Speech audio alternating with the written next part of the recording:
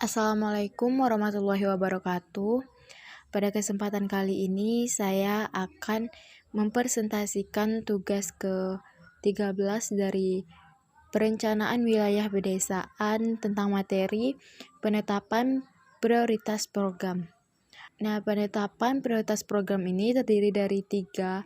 Yang pertama adalah analisis SWOT, yang kedua adalah analisis kuantitatif strategic planning metric, yang ketiga adalah analisis cluster.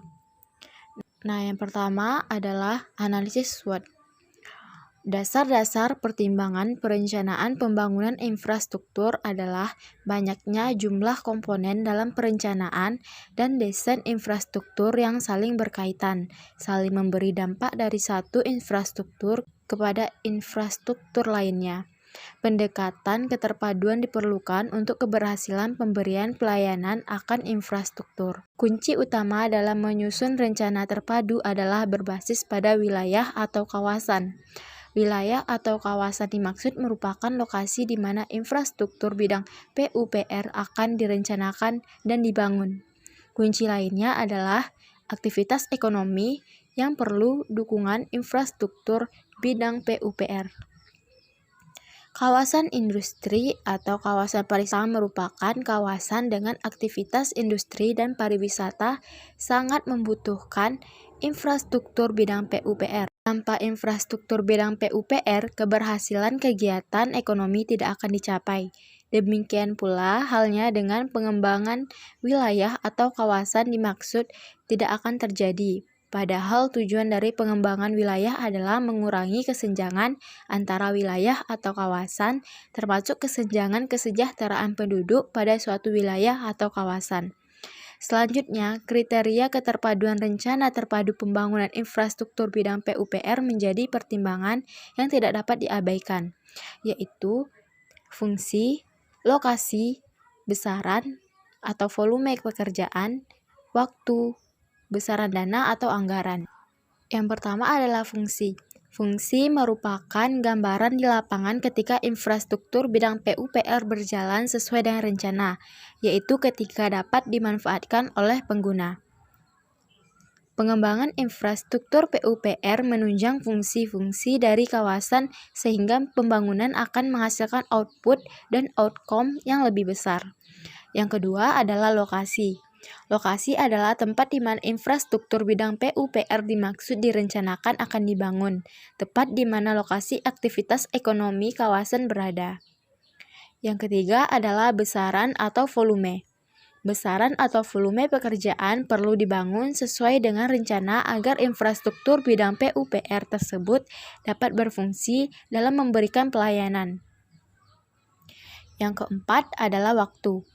Pembangunan infrastruktur bidang PUPR harus dilakukan sesuai dengan waktu yang telah direncanakan agar tidak terjadi keterlambatan pengembangan wilayah atau kawasan atau investor tidak dapat berproduksi setelah menanamkan investasinya, atau bahkan produk yang tidak dapat disalurkan sampai ke konsumen. Dan yang terakhir adalah besaran dana atau anggaran. Besaran dana atau anggaran adalah hasil perkalian antara besaran atau volume pekerjaan dengan unit cost yang berlaku di lokasi di mana infrastruktur bidang PUPR akan dibangun. Nah, yang kedua adalah analisis kuantitatif strategic planning metric atau QSPM. QSPM merupakan alat analisis yang digunakan untuk memutuskan strategi yang akan digunakan berdasarkan dari kemenarikan alternatif strategi yang ada. Perhitungan QSPM didasarkan pada input dari bobot metrik internal eksternal, serta alternatif strategi pada tahap pencocokan. QSPM adalah alat yang memungkinkan menyusun strategi untuk mengevaluasi alternatif strategi secara objektif berdasarkan faktor keberhasilan kunci internal dan eksternal yang telah diidentifikasi sebelumnya. Seperti alat analisis perumusan strategi lainnya, QSPM membutuhkan penilaian intuitif yang baik. Secara konsep, QSPM menentukan daya tarik relatif dari berbagai strategi berdasarkan seberapa jauh faktor keberhasilan kunci internal dan eksternal dimanfaatkan atau diperbaiki. Daya tarik relatif dari masing-masing strategi dalam satu set alternatif dihitung dengan menentukan pengaruh kumulatif dari masing-masing faktor keberhasilan. Kunci eksternal dan internal. Faktor eksternal kunci yang pertama adalah ekonomi, yang kedua adalah politik atau hukum atau pemerintah, yang ketiga adalah sosial atau budaya atau demografi atau lingkungan. Yang keempat adalah teknologi dan yang kelima adalah kompetitif. Faktor internal kunci antara lain yang pertama manajemen, yang kedua pemasaran, yang ketiga keuangan atau akuntansi, yang keempat produksi atau operasi, yang kelima penelitian dan pengembangan. Nah, analisis yang ketiga yaitu analisis kluster. Metode analisis kluster adalah metode pengelompokan wilayah atau objek berdasarkan karakteristik yang sama atau homogenitas dari sejumlah kriteria atau multivariabel. Jenis skala data yang dapat dipergunakan adalah interval atau rasio. Metode ini dapat mengelompokkan sejumlah besar wilayah atau objek dan dengan data atau indikator yang jumlahnya besar. Tujuan analisis kluster adalah yang pertama mengelompokkan wilayah atau objek berdasarkan karakteristik yang sama atau homogenesis dari sejumlah kriteria atau multivariabel yang dimiliki wilayah atau objek yang bersangkutan. Yang kedua adalah mengetahui anggota pada masing-masing kelompok. Yang ketiga adalah mengetahui karakteristik pada masing-masing kelompok. Yang kedua adalah hierarchical cluster atau jumlah kelompok belum ditentukan terlebih dahulu. Nah, pada kali ini saya juga akan menjawab tugas halaman 45 dari modul yang telah diberikan. Pertanyaan pertama adalah, manfaat optimal apa yang akan dicapai bila perencanaan pembangunan infrastruktur bidang PUPR dilakukan secara terpadu? Jelaskan. Jawabannya adalah menghindari mencegahnya loss opportunity atau hilangnya peluang, memperoleh mutual benefit atau manfaat yang berlipat ganda, dan terjadinya percepatan pertumbuhan kawasan sebagai akibat dari impacting upon another atau satu infrastruktur akan saling memberikan dampak yang pada akhirnya memberikan multiple benefit atau manfaat ganda. Pertanyaan yang kedua yaitu jelaskan dampak yang akan terjadi jika satu infrastruktur bidang PUPR tidak dapat dibangun sesuai rencana. Jawabannya adalah, jika suatu infrastruktur bidang PUPR tidak dapat dibangun sesuai rencana, maka akan membawa dampak negatif pada sektor lainnya yang ada di suatu wilayah yang akan dikembangkan. Infrastruktur bidang PUPR merupakan sarana penunjang bagi sektor lain dalam kawasan yang akan dikembangkan.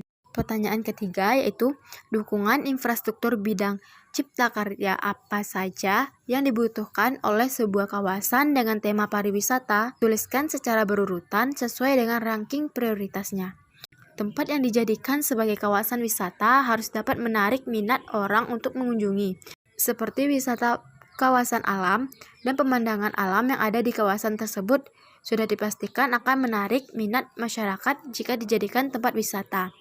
Jika tempat wisata terdapat di kawasan perkotaan, maka lokasinya harus strategis agar masyarakat dapat tertarik mengunjungi. Jika kawasan wisata berada di pegunungan atau daerah terpencil, akses menuju kawasan harus mudah agar masyarakat lebih tertarik untuk mengunjungi daerah tersebut.